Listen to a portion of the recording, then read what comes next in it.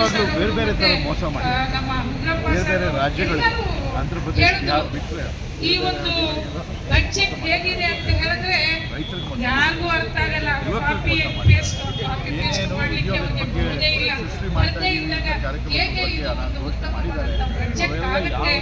ದೇಶದಲ್ಲಿ ಆರ್ಥಿಕತೆ ನಾವು ಇನ್ಫ್ಲೇಷನ್ ರೇಟ್ ನಾವೆಲ್ಲ ಸ್ಟೂಡೆಂಟ್ಸ್ ಇದ್ದಾಗ ಇನ್ಫ್ಲೇಷನ್ ರೇಟ್ಸ್ ಬಗ್ಗೆ ಮಾತಾಡ್ತಿದ್ವಿ, GDP ಗ್ರೋತ್ ಬಗ್ಗೆ ಮಾತಾಡ್ತಿದ್ವಿ, ಈ ಎಕನಾಮಿಕ್ ಮ್ಯಾನೇಜಬಲ್ ಪಾಲಿಸೀಸ್ ಬಗ್ಗೆ ಮಾತಾಡ್ತಿದ್ವಿ.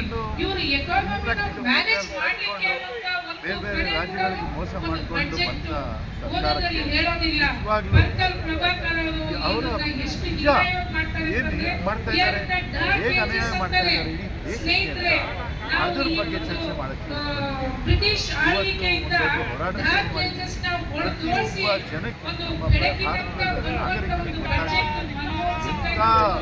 ಇಂದಿರಾ ಗಾಂಧಿ ಅವರ ಒಂದು ಬಜೆಟ್ಸ್ ಏನಕ್ಕೆ ಮೂರನೇ ಬಾರಿ ಎಲೆಕ್ಟ್ ಮಾಡಿದ್ರು ಮತ್ತೆ ನಮ್ಮ ಗ್ರೋತ್ ರೇಟ್ ಎಷ್ಟು ಜಾಸ್ತಿ ಆಗಿತ್ತು ಅಂತಂದ್ರೆ ಎಕನಾಮಿಕ್ ಪಾಲಿಸೀಸ್ ರಿಫಾರ್ಮೇಷನ್ಸ್ ಏನು ಕಾಣೋದಿಲ್ಲ ಇಲ್ಲಿ.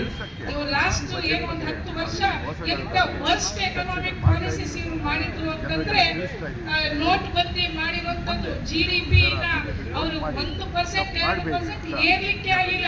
ಸರ್ ಕುಮಾರಸ್ವಾಮಿ ಅವರು ಪ್ರತಿಯೊಂದಕ್ಕೂ ವಿರೋಧ ವ್ಯಕ್ತಪಡಿಸ್ತಾರೆ. ಸರ್ ಕುಮಾರಸ್ವಾಮಿ ಅವರು ನಿರ್ಮಲಾ ಸೀತಾರಾಮನ್ ಇಂಗ್ಲಿಷ್ ಮಾತಾಡ್ಲಿಕ್ಕೆ ಬರುತ್ತೆ ಸ್ನೇಹಿತರೆ. ಅದಕ್ಕೊಂದು ಕತೆ ಹೇಳ್ತೀನಿ. ಅವರು ವಿರೋಧ ಮಾಡಬೇಕಾಗಿರೋದು ಕ್ಯಾಬಿನೆಟ್. ಅಲ್ಲಿ ಮೋದಿ ಅವರು ನಿರ್ಮಲಾ ಸೀತಾರಾಮನ್ ಏನು ಹೇಳ್ತಾರೆ ಅದಕ್ಕೆ ಕರ್ನಾಟಕ ಬಜೆಟ್ ಕಟ್ ಮಾಡಿದಾಗೂ ಅವರು ಒಂದು ನಿಮಿಷ ಬಾಯಿ ಬೇರೆ ಬಗ್ಗೆ ಮಾತಾಡಿದ್ರೆ ಏನು ಭಾಷೆ ಅನ್ನೋದು ಎಲ್ಲರಿಗೂ ಕೂಡ ಸರಾಗವಾಗಿ